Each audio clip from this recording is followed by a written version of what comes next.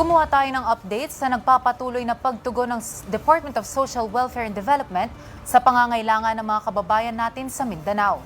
Nasa linya ng telepono si Eugene Fernandez para sa 13 sa tanghali. Eugene? Yes, Sofia, tuloy-tuloy ang pag-aabot ng tulong ng Department of Social Welfare and Development sa mga individual na apektado ng lindol sa Mindanao. Ayon sa Department of Social Welfare and Development, naging mas mabilis ang pag-abot ng tulong sa mga apektado dahil bago pa man tumama ang sakuna ay naka-pre-position na milyon-milyong family food packs bilang bahagi ng pinaigting na disaster preparedness program ng ahensya. Nang tumama ang lindol, may higit 1 milyong food packs nang nakahanda para agad na maipamahagi sa mga apektadong komunidad. Patuloy rin ang pag-deploy ng mga ready-to-eat food, non-food items, tent at mobile storage units habang pinalalakas ang koordinasyon sa pagitan ng mga tanggapan ng pamahalaan upang mapabilis ang paghahatid ng ayuda.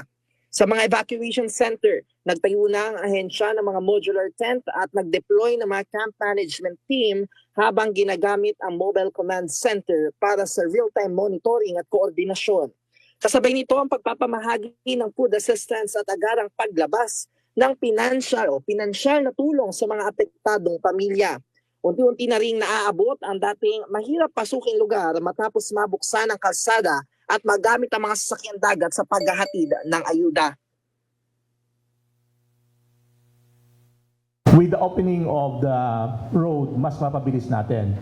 Our target for GLAN is 60,000 family food packs in the next 4 days. So yun po yung ating dispatch plan with open na yung ating mga ang daan papuntang GLAN. At the same time, we are pushing another 200,000 family food boxes to Region 12. So this to ensure na tuloy-tuloy yung ating pamimigay ng pagkain sa mga affected families.